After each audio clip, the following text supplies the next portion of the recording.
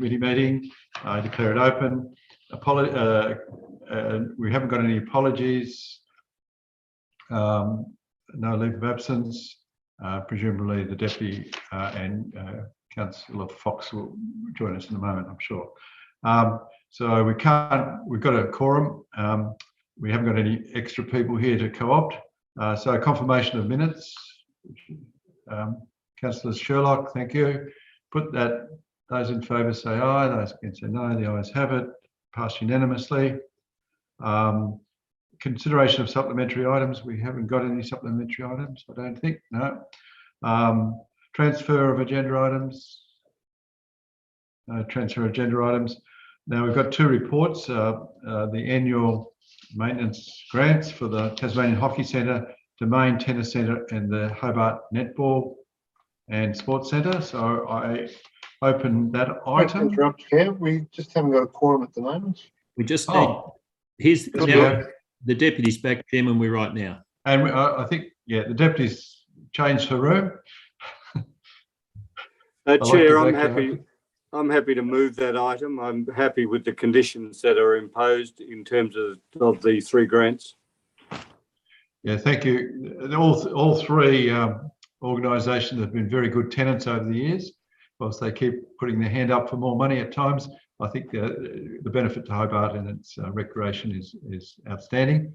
So, any further comment? Now, yeah, Chair. One thing, if you wouldn't mind, I could ask the Director. From time to time, I'm assuming that in the case of the hockey and the tennis and the netball, and we've just had an instance in relation to the tennis centre in terms of one of the courts.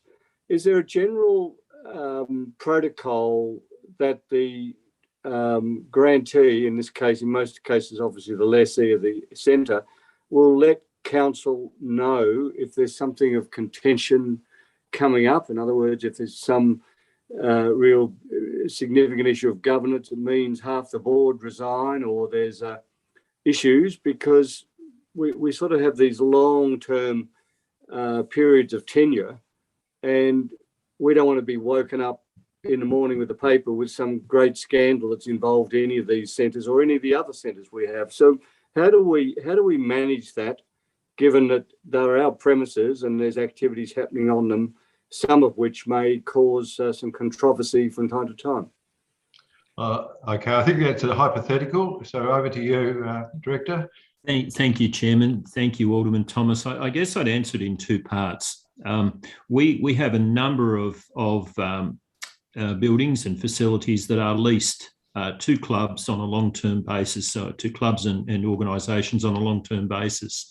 And we certainly maintain communication with those facility operators, and we do become aware of issues and discussions and bits and pieces from time to time, and as officers we engage closely and often have a report back to you.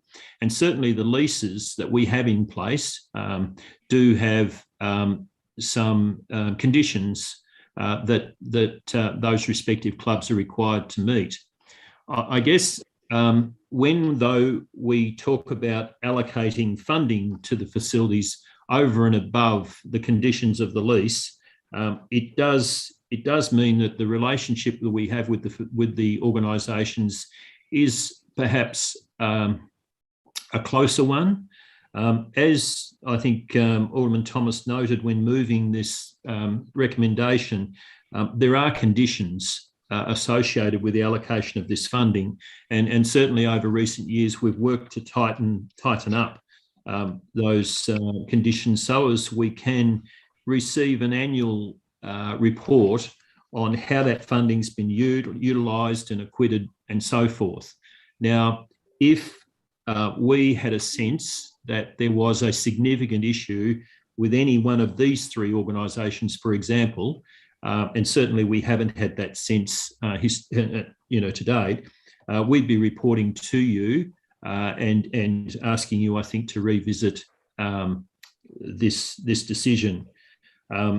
All three facilities are significant not only to the city but also to southern Tasmania, if not Tasmania. And so I guess, yeah, working closely with them is the way in which we manage this, and carefully reading reports and so forth they provide us. I think, Chairman, if I can, the other point that's worth noting is that from time to time there will be other asset-related issues that arise at these facilities, and we know at the moment, for example, that the netball folk are engaged with us in the development of a master plan for the sporting precinct at Newtown. Certainly the tennis centre have had discussions with us regarding the development of a master plan for their site, and hockey have undertaken a fair bit of master planning, and I know there's some discussions happening there. So there can be issues that arise over and above these allocations that we need to consider on a one-off basis. And certainly there was a petition tabled at council on Monday night. Now, we officers will prepare a report on that petition and provide that back to the next Parks meeting. And that was a petition asking for additional support. And we will make reference to this grant when we report back to you and sort of frame it up accordingly. Hopefully, Chairman, that answers the question. Thank you, Director. Any further comments? Being no further comments, I intend just to put the motion. Those in favour say aye. Those against say no. The ayes have it. Thank you. So we move on to 6.2, review of COVID-19 format. I think our Zoom meetings have been quite successful for this committee. Would someone like to, do we need to discuss it, or could someone just move that we continue with Zoom meetings? Director, I'll start off with Councillor Sherlock first. Oh, no, I was just going to move the item, Chair. Move the item saying that we continue Zoom. That's correct, yes. Thank you, Councillor Sherlock. Any other comments? Look, I think the comment I made last time when we considered this, if there is a major issue, then I think the Director will advise us that perhaps it'd be better to be dealt with by a physical meeting. But until that arises, I agree with Councillor Sherlock. We should continue with the Zoom meeting. Is anyone else have any issues with that? Okay, put that. Those in favour say aye. Those against say no. Thank you. So we go on to item, just the committee action status report. Someone like to receive and note that? I'll move that. Thank you. Oh, I think Councillor Sherlock just got in a fraction before you. Not a problem. Alderman Thomas, I'm sorry about that. I put that. Those in favour say aye. Those against say no. The ayes have it. So we move on to responses for questions without notice. Perhaps you could move this, Alderman. Certainly, with pleasure. I think the Deputy got in before you, but I think the Deputy will say that. Look, I don't think this is not a die-in-the-ditch issue. Thank you. No, I don't think it is either. Okay, so thank you, Alderman Thomas. I'll take yours. So put that motion. Those in favour say aye. Those against say no. The ayes have it.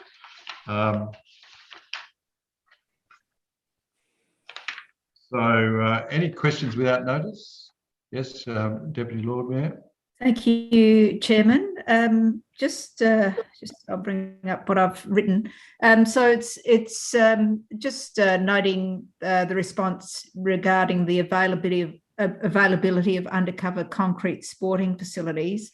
I believe there are indoor sports facilities such as the Netball Centre at Creek Road, which do host some roller sports. Having said that, given the obvious paucity of facilities and the increased demand on non-traditional sports such as roller derby, wheelchair sports, other wheeled and alternative sports, how do we facilitate identifying the gap and also access in relation to sports facilities required in the municipality? Will you take that one on notice, Director? Or, yep, the Director is taking that on notice. And my second question is, the UTAS-owned K&D site appears to have provided use almost exclusively for basketball facilities. It appears that there is also leasing being undertaken of car parks for $200 per car park by the basketball organisation running the facility. Has the council any influence on the university's use and the basketball association, their use of this facility in response to an overall plan for access by other sports codes to the former K&D site? I bet you take it on notice, Director. Will you take it on notice? Look, I think the short answer is no, but let me take that on notice and perhaps have some conversations with the university chairman to provide a more fulsome report. Thank you. I did notice the car park was full the other day, so I don't know what's happening there. So any other questions without notice? Being no further questions without notice, I haven't got a question without notice. Have you got one? So I think Alderman Coates has got a question without notice, but I can't lip read. Sorry. Alderman Coates, have you turned on your... Oh, I think he's talking to somebody else. Oh, is he? Oh, right. Yeah. Okay. Well, we perhaps shouldn't be able to lip read then. Okay. Okay. So I close. Can we have a motion that we... Thank you. Yep. Thank you, Councillor. Alderman Thomas, put that. Those in favour say aye. Those against say no. Ayes have it unanimously. And